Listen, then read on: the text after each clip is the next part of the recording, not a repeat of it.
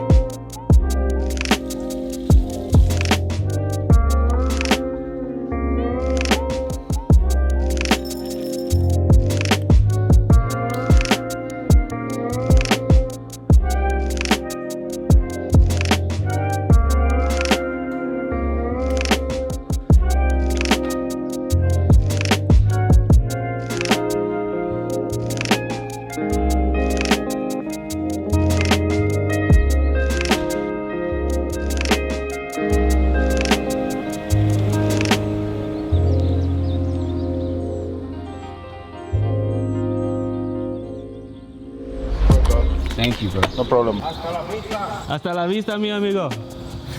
I need this for my closet because my light went out probably a couple weeks ago and it's been a struggle in there.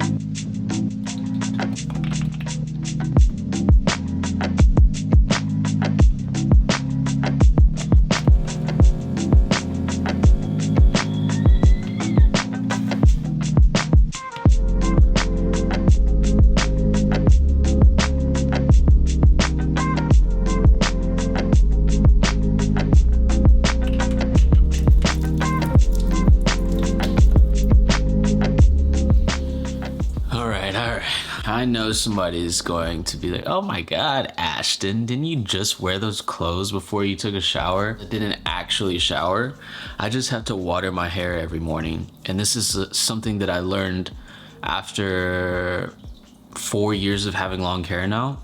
Your boy used to wake up with some crazy bedhead, and he didn't understand that when you have bedhead, maybe you should wash your hair or at least rinse it off and put some product in it. I honestly didn't get any product for my hair until I was like 2 years in, so a little bit of a late bloomer, but it is a hack for me. Every morning I have to take a shower just to put some product in and for my hair to look somewhat decent. So first of all, I want to say thank you for chilling with me so far. This is a video style that I haven't done in a long time, and I'm really excited to do it. So cheers to that. This year we've seen some growth on the channel, and I figured what better way to connect with all the new faces around here than to do a Q&A. So let's answer some questions. The first question is, if you could tell your 18-year-old self one thing, what would it be? When I was 18 years old, I had this expectation that by my mid-20s I was going to reach a certain level. And when I didn't reach that level at that time, I self-sabotaged a lot. So I think that expectation that I had from 18 years old onward caused some of that self-sabotage. And you know, life's a journey. I wouldn't trade any of it for a thing. But if I were to talk to my 18-year-old self, I would tell him to not rush the process and to understand that good things take time. There is no rush in your 20s to reach a certain milestone. The purpose of your 20s is to throw shit at the wall, to stack your failures, to just give a bunch of different things a shot and to see what you enjoy most, what you're good at, what people will pay you for, and what you really want to create your life around. Your 20s is not to have it all figured out by any means. And I think at age 18, I thought that that was going to be the case. By my mid-20s, I was going to have life figured out. Not the case. What's the key to growing a YouTube following? Shit, if you would ask me this 6 months ago, I would not have an answer. But I think the main keys for me so far this year have been consistency, posting every week. The reason for that is because you give people something to expect. A lot of the videos this year have attracted new people, so that's one side of the coin. The other side of the coin is making really psychologically captivating content. Now, I'm not saying I got it all figured out, but I did double down on the psychology behind what makes content good. And what has really worked for me is, I'll just leave it for my last video that I posted because I went into great detail about this framework that I use that has changed a lot of things for me. I think when you can tap into the psychology behind what captures people's attention, what persuades them to listen to your story, and also the transformation of whatever it is that solved the problem, people will really stick around and see what you have to say, or at least it's been my experience. How would you describe yourself? You know, anytime anybody asks me this question, it brings me back to a conversation that I had with a neighbor last year. And I remember we were hanging out in the dog park. I used to have 2 dogs, and he had a German Shepherd, so our dogs were playing around, and he asked me, "Who are you?" Obviously, the first thing that comes to mind, because we're so trained and brainwashed to answer this way, is to think of what do I do, right? Filmmaker, coach, DJ. But that's not the case. We aren't those things. So if I were to describe myself, I would say, for one, I'm a human being. I'm a person. I'm a very curious person and very introspective person. My thoughts, I feel like, never end. I think that plays both obviously a blessing and a burden. Sometimes you just want to like not be able to think about things, but the blessing is that it makes me think deeper about things, and I think that that has made a big impact on my life. Yeah, I would say curious, adventurous, goofy. Goofy is a big one. A lot of you guys haven't seen my goofy side, and I'm the goofiest motherfucker that I know. Obviously, I'm biased, but motherfucker goofy. I was talking with a friend the other day, and she was like, "You know, I don't know anybody else who laughs at their own jokes more than you do."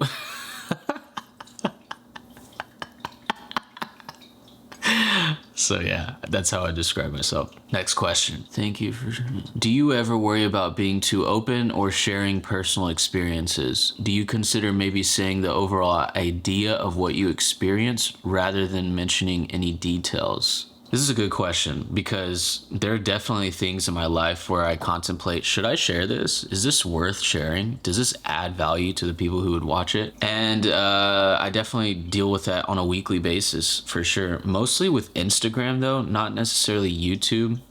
Whenever I go into detail about a topic on YouTube, like let's say I'm talking about heartbreak or going through loss or big change or losing a client, things like that, I'll give the details, but I'm not trying to make a pity party. I tell you how I felt. I tell you what I was going through, but I'm not sitting there. I'll give you guys a little hack for storytelling. So every great story is made up of 4 critical ingredients. That's specific details, authentic emotions, identifiable characters, and a significant moment where everything changed. So when it comes to stories, and I try to tell a story as much as possible, especially when I'm trying to make a point, because it makes it more tangible, I just lean on. And my battery died. Okay. So every great story has those 4 things, and I just basically tried to hit on those things that I feel like are adding value to the point that I'm trying to make. If you feel like whatever it is that you are thinking about talking about adds emotion or adds detail or makes the listener or viewer feel like they can fully experience it with you for a bigger purpose, then I say go ahead and say it. Worst case scenario, you say it, and then in the post-production room, in the editing room, you realize, I don't think this is necessary to add to the story. There's this concept called kill your darlings. Every single sentence and every single statement you make should add value, should push the story forward, should make a point. And if it doesn't do that, if it's just like fluffy, then cut it out. Sometimes I record those talking head videos and they'll come out to 40 minutes long. Like I sit there and run my fucking mouth. But in the editing room, I end up cutting down like 15 minutes worth, right? And a lot of that is just like dead space for sure.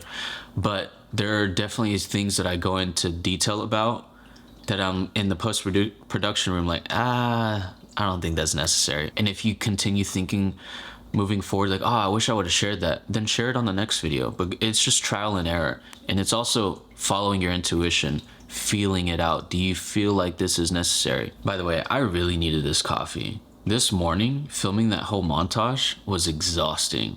And I don't know if it was just that, but I like was tired as fuck, and this is coming in clutch right now. What is something that you haven't done yet in your content creator career? I would say something that I do want to do that I haven't done yet is create some sort of physical product that aligns with my brand. That's something that I definitely want to do in the future, whether it's apparel or some sort of object or symbol or productivity tool. Why? What is your why? Okay, so my why definitely is very inspired by my dad. My dad passed away in 2015, and he made a huge impact on my life, one that I didn't realize until later in life. One of those factors is definitely that life is short. I lost my dad very unexpectedly. Just 3 months prior, me and him were bench pressing together. I actually broke a record at that time with him, and it's my last fond memory with him. It was a huge shock, but what that taught me is that just because someone is healthy, just because you just saw them for Christmas, just because they've been there your whole life, doesn't mean that they won't pass. I always thought my dad was invincible. I thought he, motherfucker was strong. And I was like, ain't nothing ever gonna happen to him. I was so naive. The moment that he passed, it was a big shock. Big shock. Because that was the first loss that I'd ever experienced in my life. And I was 20 years old at the time. And it put me down this rabbit hole of what is the meaning of life? And I reflected on a lot of things that my dad instilled in me subconsciously. I actually have this picture frame hanging up in my bedroom that's from his house, and it basically talks about the power of attitude and how you can't control anything, but you can control your attitude. You can't control what happens in life, but you can control how you react to those things. I think the lessons that he instilled in me really made me feel like I had a voice, and I wanted to portray that to the world somehow, which is what sparked the whole interest in YouTube in the first place. I just felt like there was this voice of mine that I wanted to get out there. And growing up, I was a super fucking shy kid, like could not communicate. All of those years of feeling like I didn't know how to express myself. Once I went into college and I started working at Chili's and started serving and bartending, I was able to find my voice, and I wanted to take that to another level with being on camera. Like I was always the one behind the camera. I feel like that's one thing that I love about YouTube, man, is like you can really just make whatever impact that you want to make. The why behind everything that I do is to obviously make the world a better place. I just want to infect people with good energy. So basically, to wrap that all up with a pretty bow, my purpose, I believe, at least right now, because I think it can change, is to inspire people to live more intentional lives. Hi Ashton, my question is how to find your filming style. Trial and error is going to be the only way to find your filming style. For the first 3 years of having this camera, the image that I was getting is so different than how it looks now. So basically I didn't realize what impact it would make to shoot in log versus Cine D. And whenever I compare the two, it's like night and day. The only thing that helped me find my filming style was all of those YouTube videos, constantly picking up the camera, constantly shooting, constantly just trying new stuff out, constantly being open-minded to YouTube videos, how to use log, how to get the best color profiles, etc. And I would have never, ever figured that out if I just like didn't keep trying. So I would say continue picking up the camera, continue shooting, continue refining your process and learning about colors, about the difference between 8-bit and 10-bit colors, the difference between Cine D color profile and a log profile, and really understand how all those things communicate with each other, because that's how you're going to find your filming style. Now, if you're not talking about actual like look out of camera, the filming style for like, let's say the montage that I filmed at the beginning of this video, definitely inspired by creators like Matt Diavella is a big one in terms of filming yourself. And another inspiration for filmmaking is Nathaniel Drew, fucking phenomenal creator. Both of those guys are. Do you use cannabis? I guess it's time to break the seal, because your boy is definitely a user of cannabis. This is actually a great point for those of you who are wondering, like, when are you sharing too much about your personal life? I always ask myself, because there would definitely be times where I'd be like, oh, this is a cool shot of me like smoking a joint. And then I would peel back the curtain a little more and be like, okay, does me smoking this joint add any value to the viewer? And it never did. I could never find a yes for that, so I never shared it. How do you get the Notion widget on your home screen? So this is being asked because of my Dreamflow operating system, the Notion template for helping you basically organize your creative business, your content, everything in terms of just your life, basically. And somebody's asking how I got this widget on my phone, and this is actually how I'm answering these questions, right? Boom. The way to do it is to download Notion on your phone. You can find it on the App Store, and basically you just want to create a widget. Hold down until you see the plus sign come up here, and then you type in Notion and you just swipe to see the different options that you can put as your widget. And for example, what you're seeing here is my list of favorites. So what you will have to do is open Notion and then go inside, make your favorites, make your pages, whatever you want to see on the widget, and then it'll just pop up, and it's that easily accessible. And this is like the biggest hack in terms of like capturing content ideas on the go, because all I do is I just click on, I can either click on Dreamflow or YouTube, but I'll show you the Dreamflow. So Dreamflow is the home page.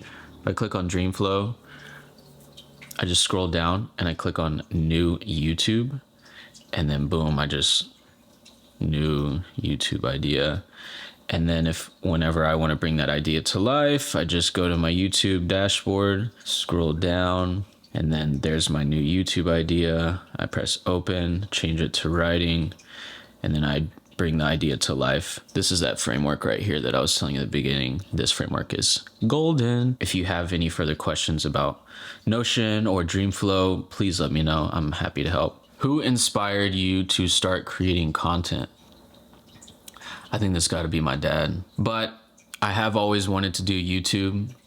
Growing up, YouTube was very special to me, and I grew up a very lonely kid, and YouTube kind of filled in the cracks for me there. So I used to watch these creators. I remember their names were Kev Jumba, Timothy De La Ghetto, Niga Higa, all Asians. Definitely wanted to turn around and basically take the impact that they made on me and push it forward.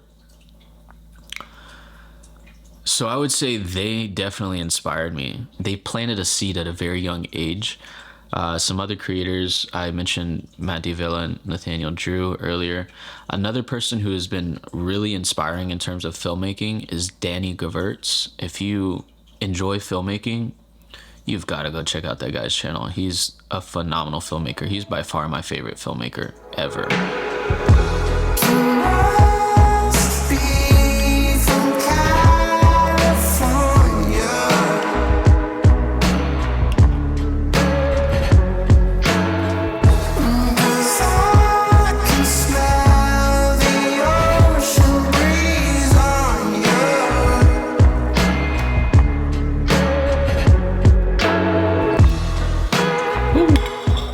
So my last grocery order, I noticed that they finally had sriracha available, and I've seen that they've had it for a while now, but every time that I would order it, they would try to substitute the sriracha, because I pick it up from curbside, with something else. And this last time I went to the grocery store, they finally had sriracha after a whole year. I am stoked. So gonna eat this breakfast real quick. I gotta edit a quick video for a client. Nothing too crazy, just a quick reel. And then after that, I'm gonna go meet up with my boy to hit leg day.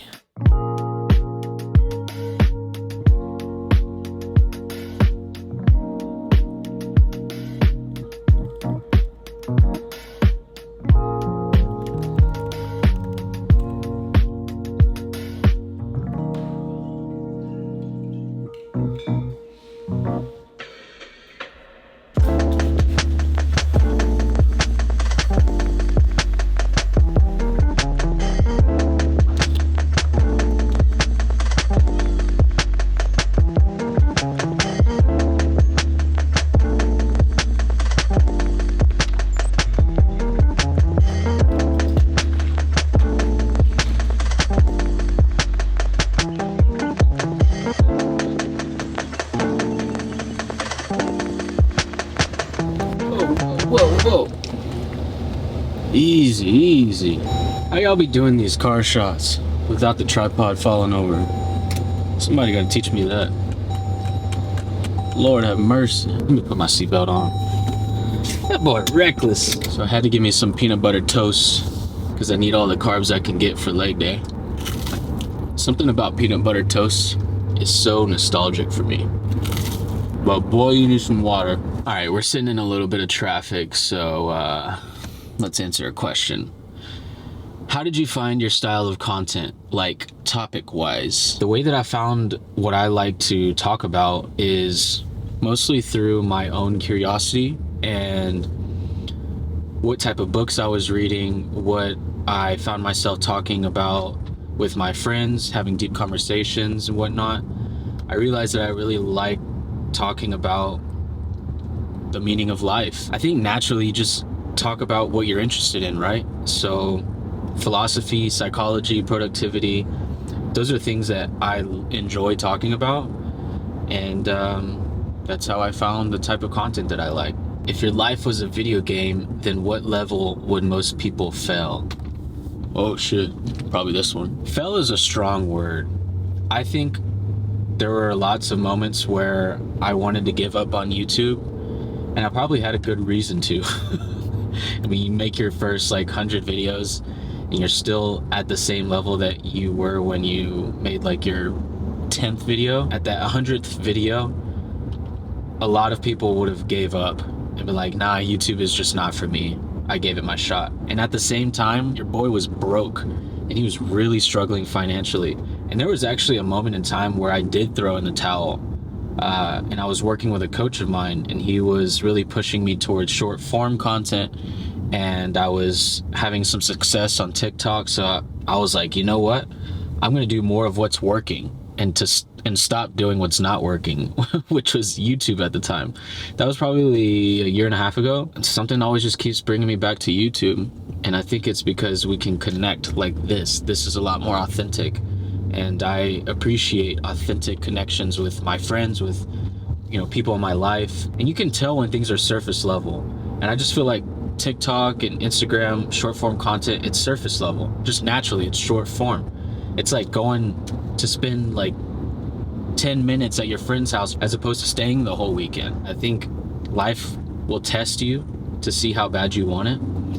And if you really want something to work, all you have to do is just keep getting back up every time you get knocked down. Just keep getting back up, and you never know what might happen. It's a matter of time and consistency. Just be patient, be present, and enjoy the journey, because those low moments of your journey are the best moments. You will always remember those moments, and you will always have that bottom of the hole moment to talk about whenever you're helping other people, or, you know, just struggling with your own time. Just remembering that you got out of that hole, you can get out of any hole. I told Darian that I was going to be here like 30 minutes ago, and I forgot that when you're vlogging, everything is basically takes double the amount of time. Sorry, bro. I feel like today is gonna be a tough day for me at the gym. I didn't eat very well last night. Ooh. And I just posted that meme.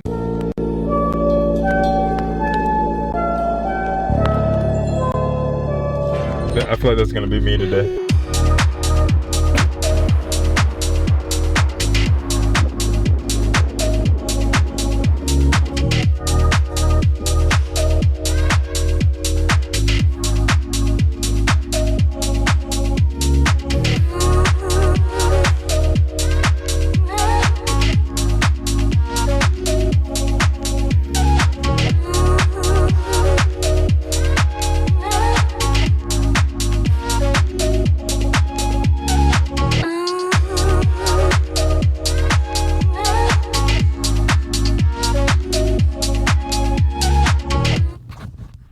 Testing.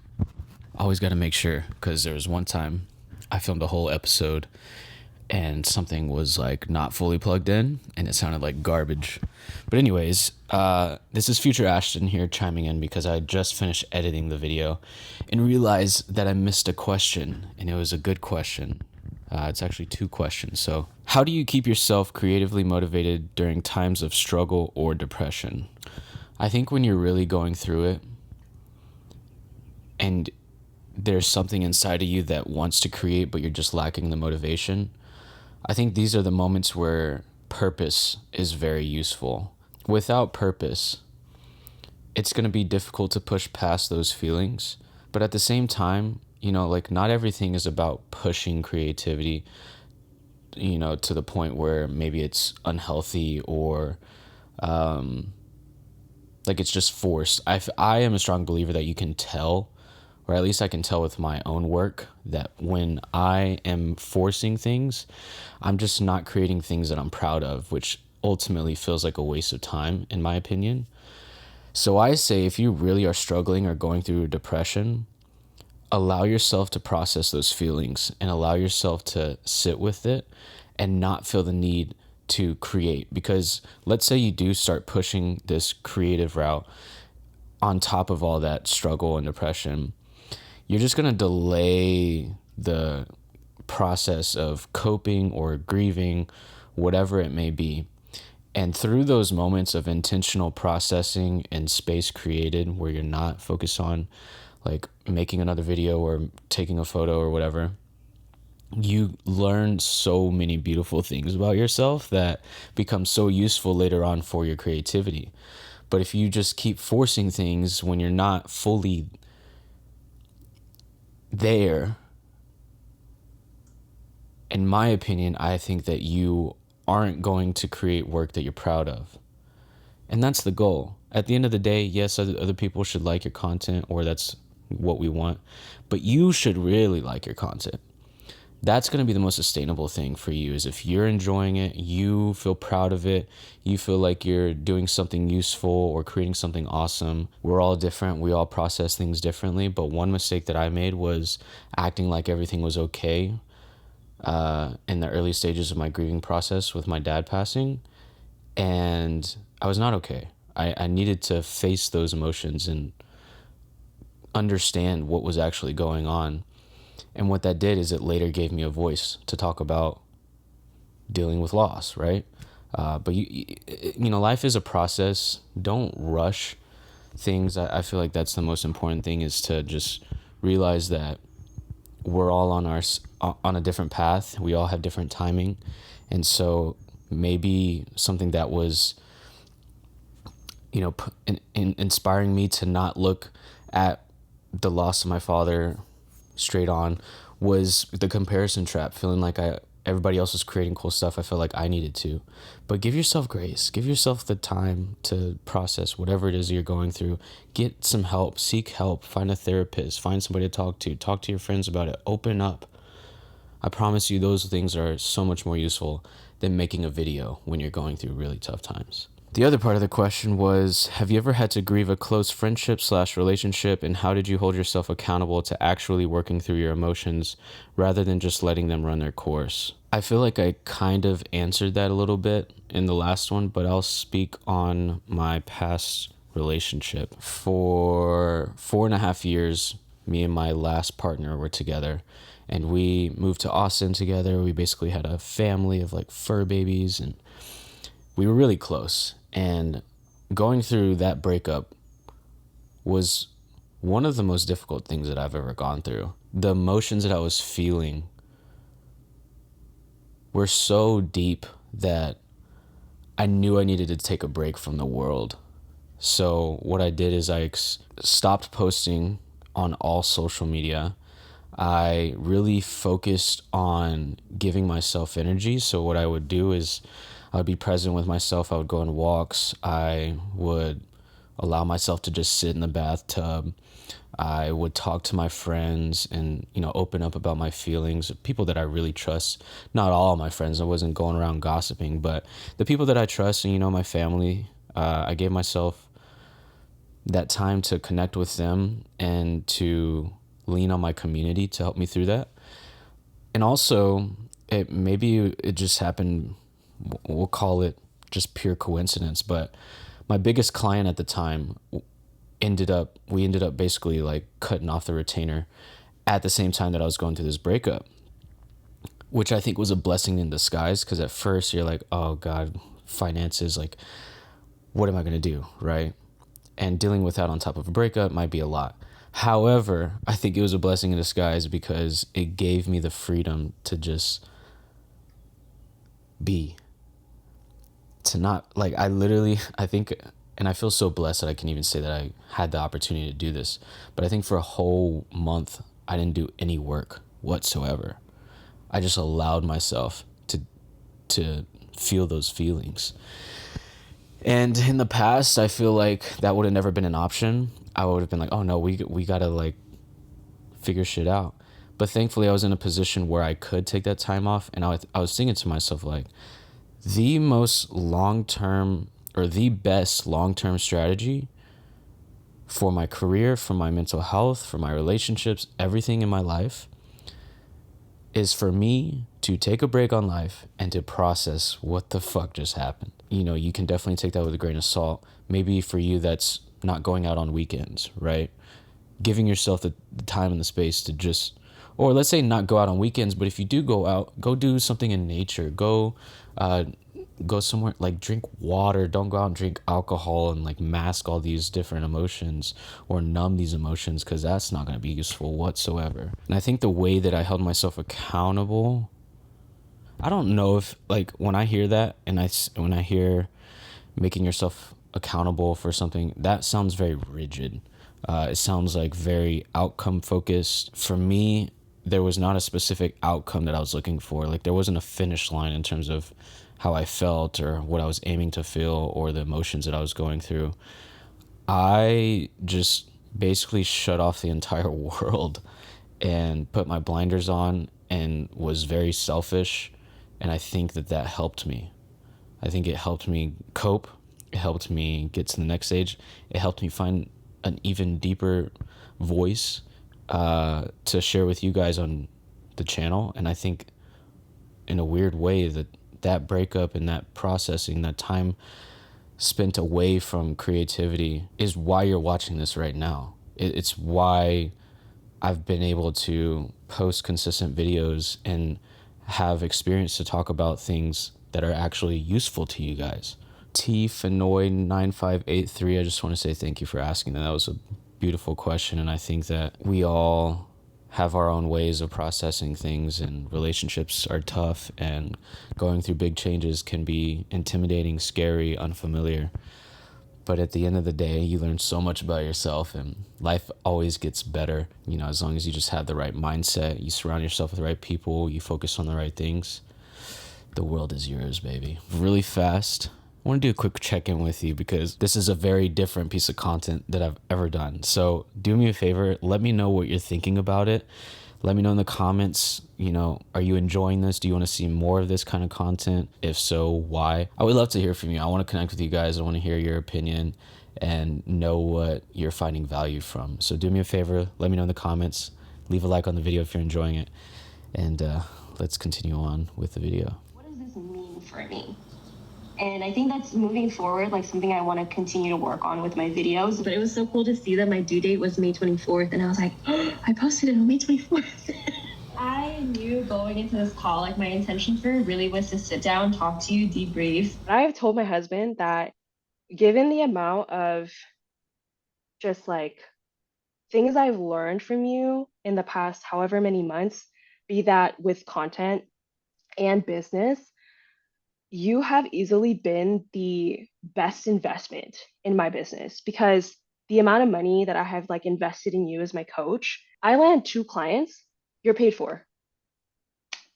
And I got $500 back. You know what I mean? Like that's it. But like what it did for my business, so much bigger. Yeah, because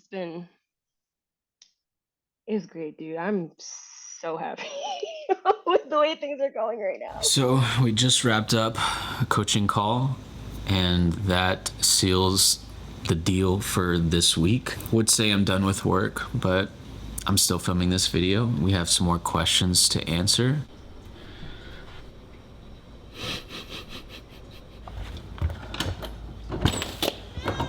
Hi, baby. Hi. You had a full recess out there. Oh, no. Did you have fun? Really? Did you see any creatures out there? Really? Were they flying? Really? Did they do anything with you? They didn't mess with you? That's good. Because I would have had to beat them up. Let's go get some food.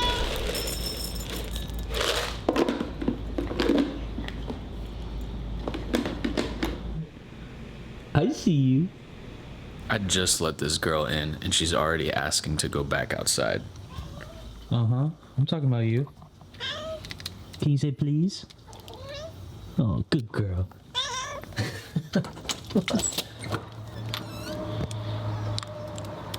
It ain't me. I'm not the happy place. It's outside. It's the patio. This is my apartment, but that's her patio.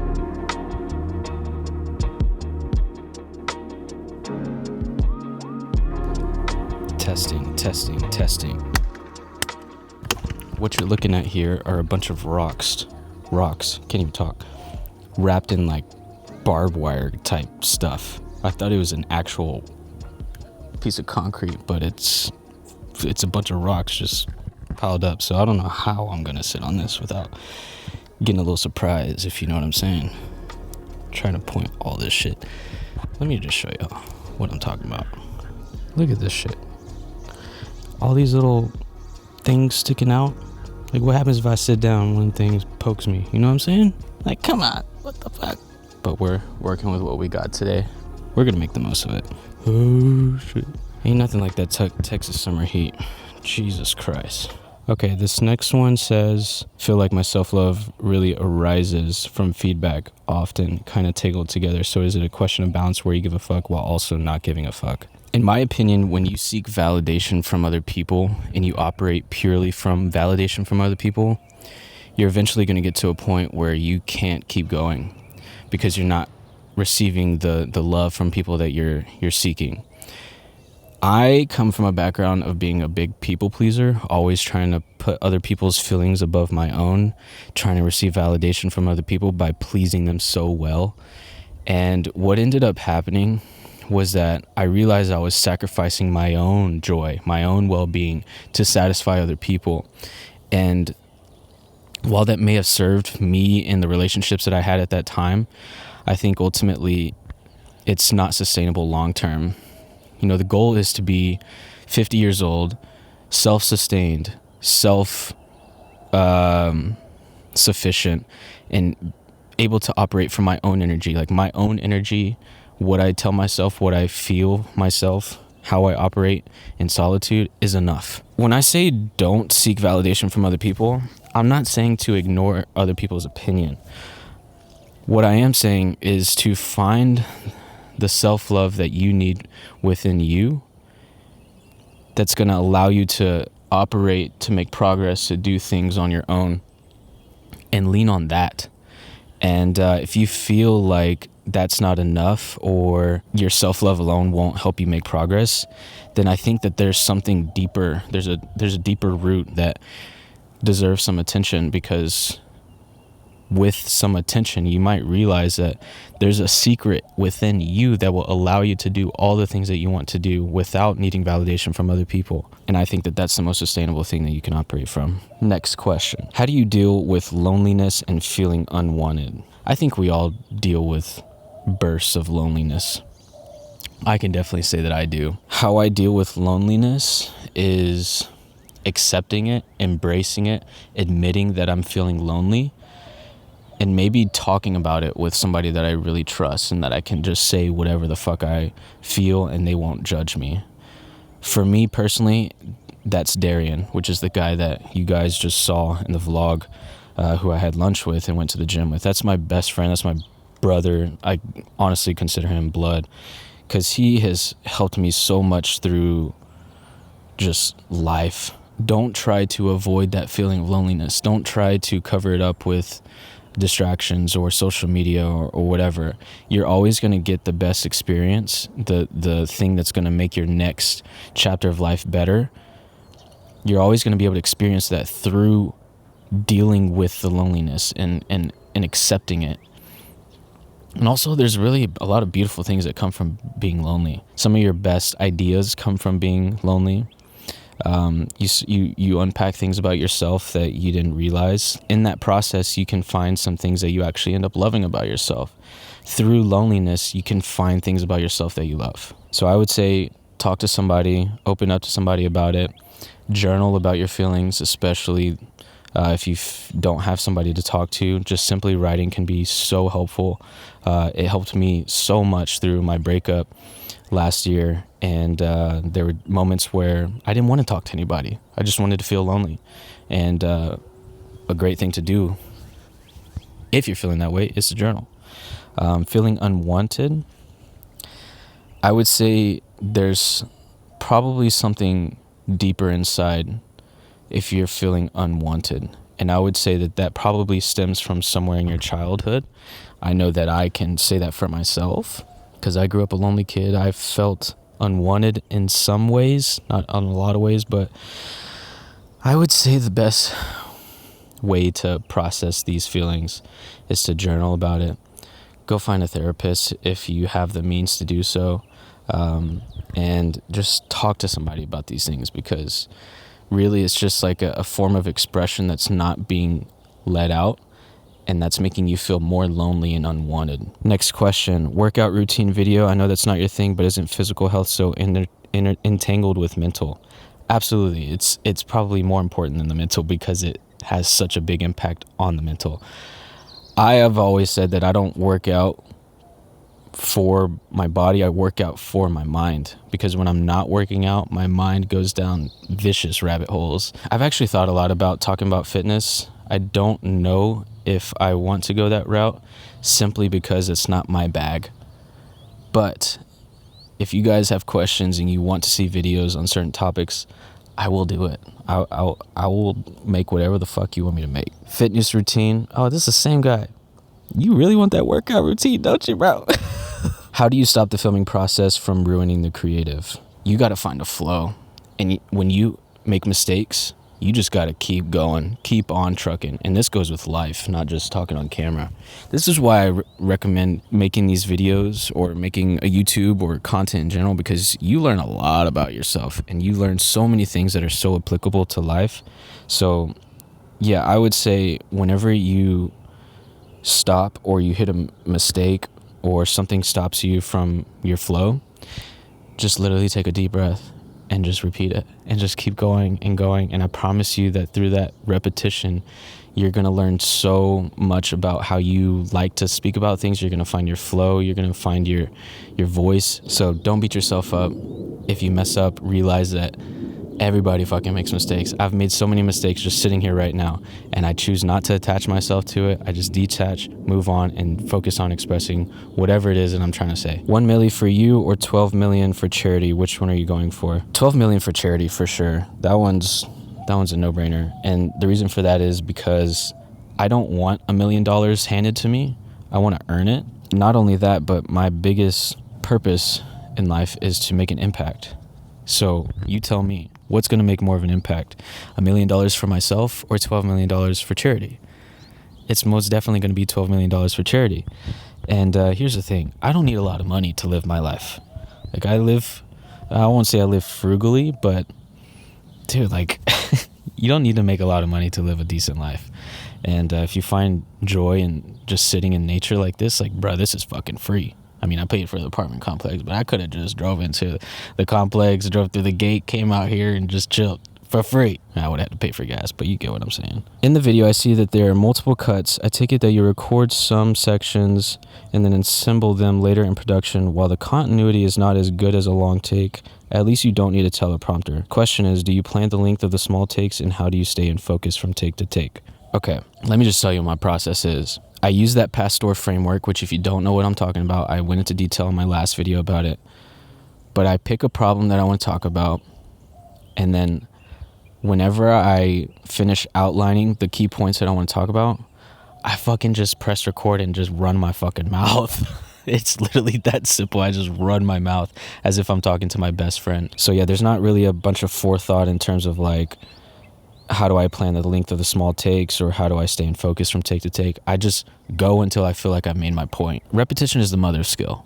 We all know that quote, right? If you've been following my content, hopefully you know that quote by now. But repetition is the mother of skill.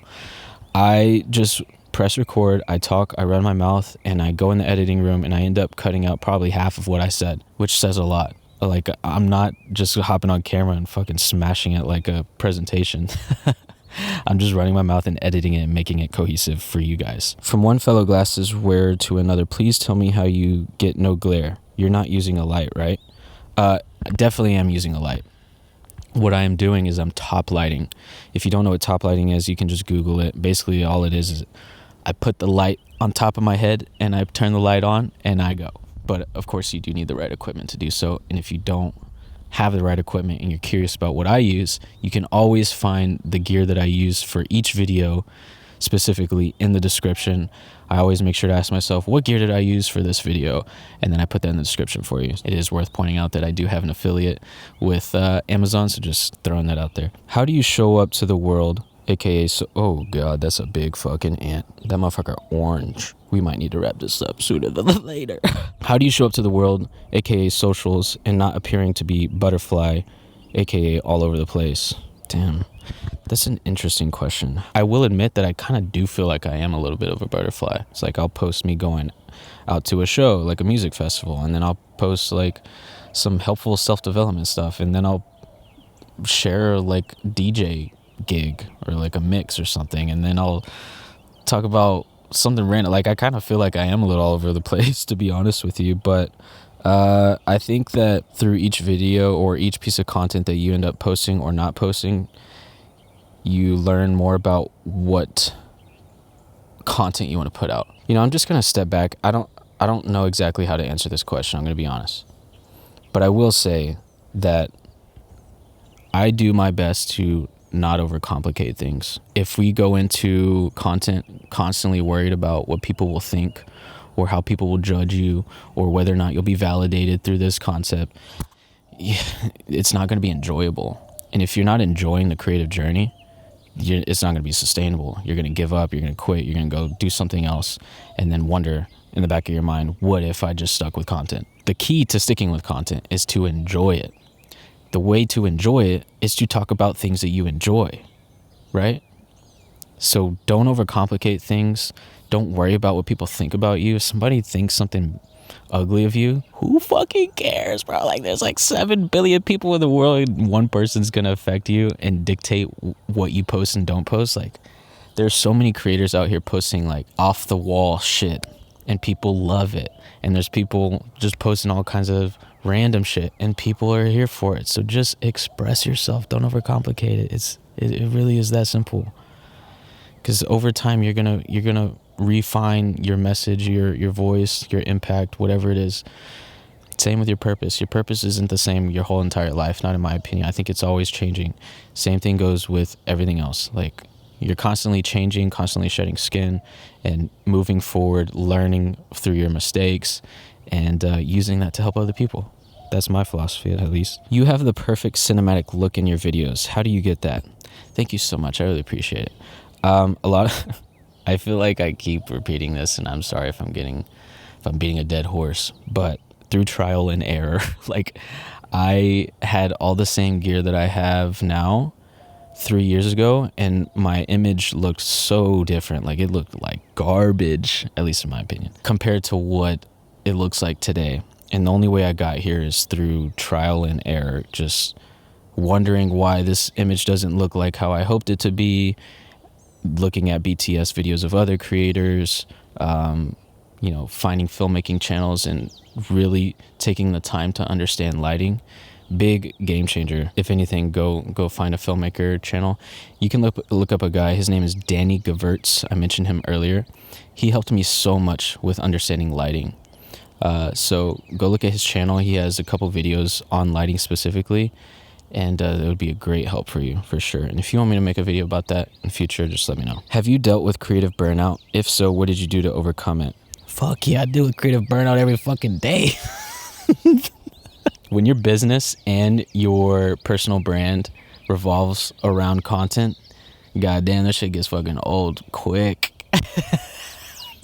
Fuck, sometimes I just want to break. I don't want to look at no fucking Instagram reel. I don't want to look at a TikTok. I don't want to look at a YouTube video. And here I go scrolling. Yeah, I deal with creative burnout quite a bit. That's why I think it's really important to find hobbies outside of your career and content. So for me, basketball, volleyball, throwing the frisbee, going out in nature, going on walks, finding a creek, doing hikes with my friends, going to spend time with them, and leaving my camera at home and making it a point that I don't want to be on my phone during this time, right? Those types of things give me the contrast to where I come back and I get excited to make a video. And it helps me be present whenever I am hanging out with a friend, for example, to where we have like a deep conversation. It's so meaningful and inspiring that I can't wait to come back home and use my Notion template to like bring it to life and, put it through the whole creative process and turn it into a YouTube video. So how do I deal with creative burnout? Space. Creating space between me and content. What's your chosen career path? What skills do you confidently possess that you can confidently offer as a service?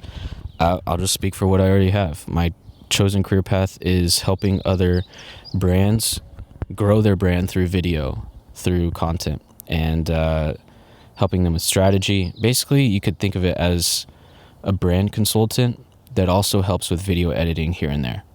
That's basically what I do. What skills do I confidently possess? I would say filmmaking for sure, editing, color, lighting, all things filmmaking, I would say are things that I confidently possess that I can help other people with, but also the psychology behind content. You can make a really beautiful video, but if you don't have a good hook, if you don't have a good message, if you don't design the delivery intentionally, then those beautiful visuals don't mean jack shit, unless it's just a filmmaking channel and you're making like a short film, right?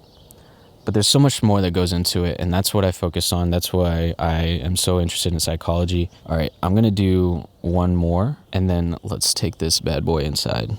Actually, I'll do two more. What's your take on AI, especially when it comes to marketing, branding, photography, filming, etc.? Can you trust businesses with AI images? Say you want to buy clothes. My take on AI, there's a lot of resistance to it whenever it was everybody, ChatGPT this, ChatGPT that. But AI is a great tool to use. I see it as a tool. Do I see it as a whole vehicle? No, I personally don't. And there are a lot of people who see it as a vehicle and are profiting off of that, for sure. So it's definitely powerful. You can very easily tell when something was purely drafted up in ChatGPT.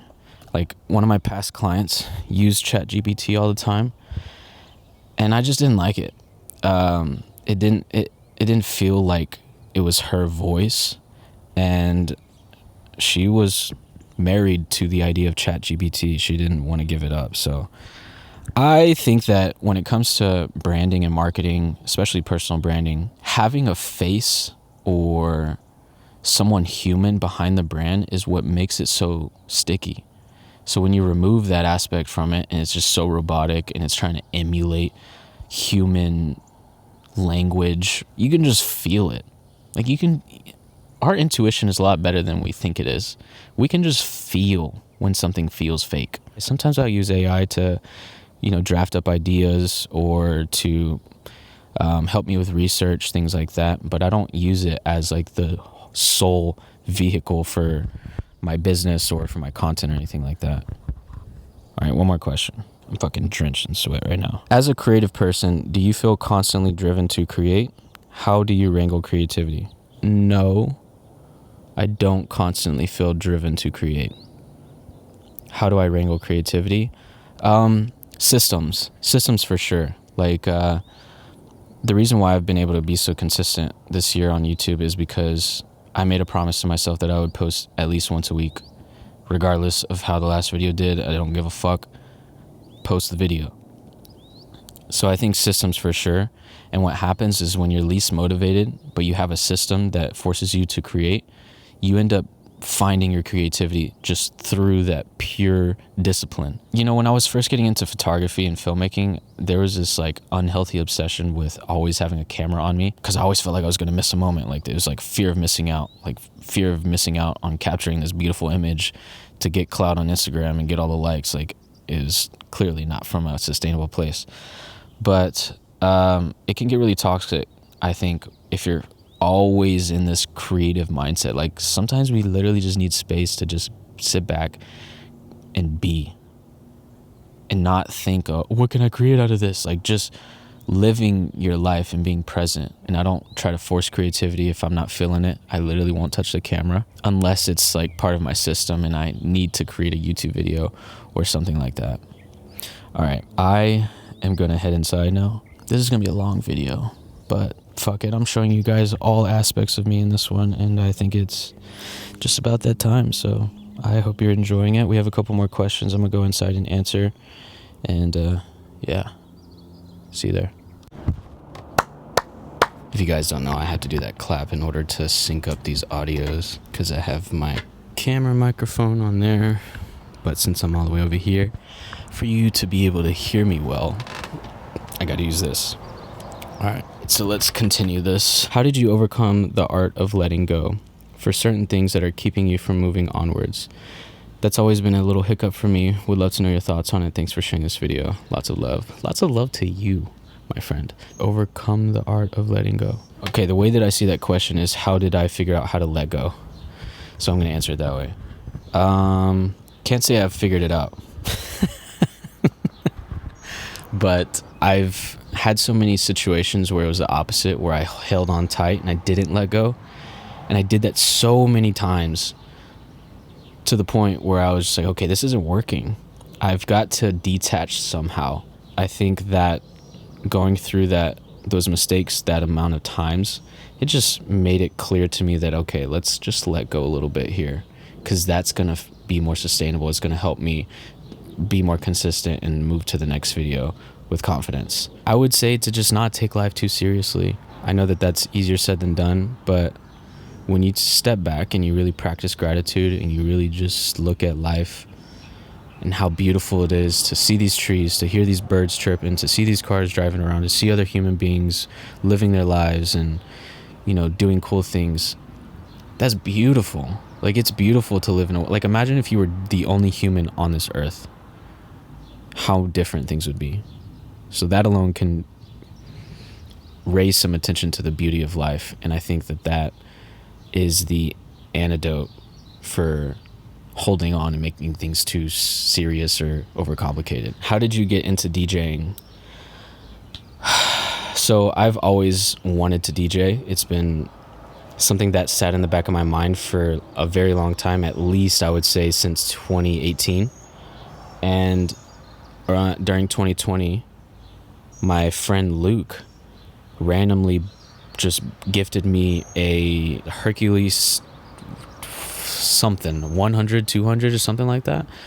It basically just a small controller. It was great for getting started, but he gifted me that for my birthday, and I honestly owe a lot of gratitude to him for that. So you can say that I kind of accidentally got into it, even though I wanted to do it. I didn't actually buy the equipment, it was gifted to me. Struggling with finding ideas for valuable digital products to give/sell. Any ideas?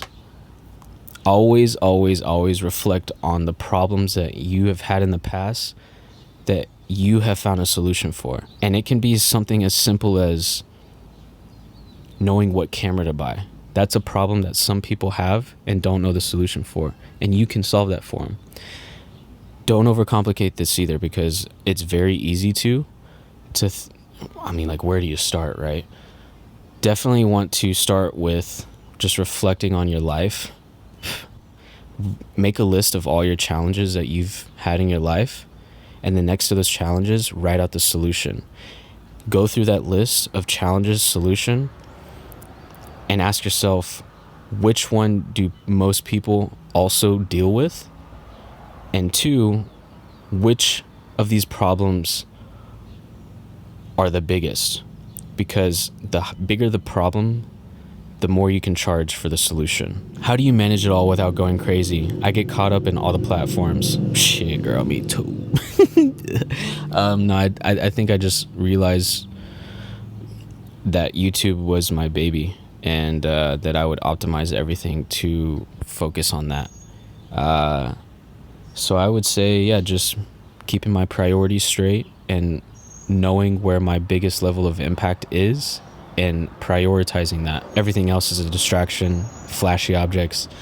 You know, I went through a phase where I was like, fuck, do I want to pursue short form, or do I want to do YouTube, or do I want to do Twitter, or do I not want to do any of it? Just try to just do a newsletter. And it's like, dude, just fucking pick one and go with it. Pick one and make that your baby. Don't try to do all of them, because you're going to inevitably spread yourself thin. Does it become difficult to find a new thing to talk about? Do you ever feel stuck with no ideas? Yes, I definitely have moments where I feel stuck with no ideas. But the thing that helps me get out of that is having a big list of ideas that I've gathered over time. Through Dreamflow operating system, my Notion template, one of the things that I really wanted in there was a quick action button, to where if I ever had an idea on the go, let's say I'm hanging out with a friend, I can just open up Notion, click on the little widget, jot the idea down, and get back to being present and living my life. So doing that process has helped me gather a lot of ideas, to the point where when it comes time to write a new idea for the week, I just go through that list of ideas and ask myself, which of these are the sexiest right now? There are times when I go through that big list of ideas and none of those are sticking out to me. So that definitely happens. I definitely feel stuck with quote unquote no ideas. And that's when I give myself a timer and I say, you have 30 minutes to fucking pick an idea. You have to pick an idea, because we have a system to continue operating for you to get the next video out. And if this video doesn't do great, who cares? At least you posted the video and you learned something from it. How do you decide what to film/post each time? I think I just answered that. It's always based on intuition. Which of these ideas are sticking out to me the most right now, or which of these ideas do I feel like the world needs to hear right now? But also, if I'm just feeling really passionate about something and it's selfish for me and I just want to talk about it, then I'll do that idea. How's everything going with your business? I'm super excited for you with all of this. Thank you, Kay. You're so sweet. The business is going great. Like, I haven't really talked much about my business journey, like actual business, but over the last 3 years since COVID, God, your boy struggled a lot financially. Business side, like, was struggling, and that actually affected my content, because my confidence was fucking ass. I hardly had any. But this year has been a great year. It's been the most consistent that I've ever had in terms of business, and I feel like I'm in true self-alignment with the clients that I'm working with and the things that I'm working on. Everything feels like purposeful, meaningful, and of course the YouTube is doing great, so the personal brand is growing. So life is great. It really has been a great year. Thank you for asking. How would you describe your visual aesthetic or style in terms of content/photo, video?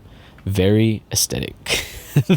I'm always going for the aesthetics, and I really want things to feel like a vibe. My apartment, I wanted it to feel like a vibe, right? And I think you guys can feel that vibe whenever you watch my videos. So your boy is big on vibes. It's all about the good vibes, right? I love how you asked me, how'd you describe your aesthetic? And I said aesthetic. Yeah, I would say moody is another moody, colorful. I love earth tones. That's why there's a lot of plants in my apartment. There's also a lot of lamps and like orange colors. There's my tan little not entertainment center, but my thing that I have my DJ controller on. So lots of earth tones. I love that vibe. No question, but you are one of my favorite creators currently. I fucks with you, bro. You the shit. Interview style podcast when? What he's asking is, when am I gonna bring a guest on the show or guest on for a podcast, like an interview? I've thought about this, and I definitely want to do it, and I foresee like doing that a lot in the future. However, right now it is not a priority, and it's a flashy object, and I know that, and so I'm optimizing for the things that are working right now and trying to double down on those things, which is why I'm making this a long ass fucking video for you guys. And I need to focus on the systems that I already have in place, get those to the point where I feel like I'm bottlenecked, and then maybe entertain that in the future. Do I prefer Instagram or YouTube? YouTube for sure. Do you speak any other languages? No, I do not speak any other languages. I am I speak a little bit of Spanish, solo poquito, pero no mucho. I don't know a lot of Spanish. I just grew up around a lot of Hispanics, and I just know from like talking to their parents and hearing them talk to other friends in Spanish, blah blah blah. So I don't necessarily speak any other languages. What do you hope for in the next phase of photography / videography on YouTube and Instagram? I'm gonna close it off with this question, and I hope that more photographers and filmmakers use their craft as a tool to make this world a better place. And what I mean by that is, for example, less how-to content about lighting or how to use certain equipment or how to get certain shots, and instead like more content behind why photography can help you develop a meaningful relationship with yourself, or how it can help you cope with loss, because that's definitely what happened with me. Photography helped me deal with the loss of my father, and I think that content is a really great tool for making an impact. So yeah, I would just like to see more people making an impact. I think that that's a vibe. But really, the reason why I do YouTube and why I'm making this video is because I want to connect with people. Coming from a childhood of feeling so lonely, I know that there are other people out there feeling that way for sure. And YouTube was that helping hand whenever I was a lonely kid. And that's why I've always just saw YouTube as such a powerful platform to be able to just like watch a TV show of your favorite creator. Like, that's fucking cool. That's really cool. And to know that creator is taking the time to put these videos out for you to watch, it's so cool. Like, there's something so meaningful about it compared to just like putting a fucking Instagram reel up or a day in the life, whatever. I'm actually working on a day in the life reel right now, so maybe a little contradicting here.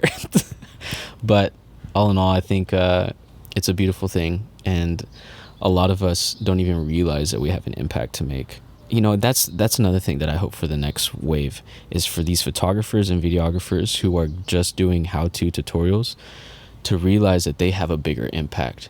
And granted, we do need those people who are making the how-to videos. I'm not bashing that. I'm just saying, on top of that, express yourself. Tell us about your life story. Tell us about your challenges. Tell us about your experiences and how you overcame them. Tell us about what you do in your off time. Like, give us more. We want to feel the human behind the content, not necessarily just the content itself. That is if you're wanting to make an impact and you really want people to stick around, give a shit about, you as opposed to the camera or the thing you're teaching. Yeah, I think a lot of really cool things about YouTube. But I'm about to go to a friend's place and kick it for a bit. Might do some mixing. No, we're definitely going to do some mixing because he just got a new controller. I was going to bring you guys along with me, but I think I'm going to close it off here because I know that this is a long video. Really quick, I just want to say thank you if you got this far, for sticking around. It really does mean a lot to me. I in the past, I used to do these vlogs, but I felt like there's no reason for anybody to give a shit about a day in my life, right? And to be in a place where even just one of you got to this point right now, like, means a fuck ton to me. Know that. So if you are right here right now, if you were here in person right now, I'd dab you the fuck up. Thank you so much for just sticking around. I hope you enjoyed this video. I hope you learned something from it. I hope you, if anything, find the inspiration to express yourself, because you have a beautiful message to be told with the world. No matter what your conditions are, I don't give a fuck. You have something beautiful to share with the world, and I hope that my content inspires you to do that. It's been a great day with you guys. Today is a Friday, so I'm about to enjoy the weekend. A weekend full of editing. So thank you for hanging out with us. We hardly ever have guests. She's not in the talking mood. All right, guys. I love you all so much. I'll see you in the next one. It'll be a lot shorter, I promise. I'll see you then.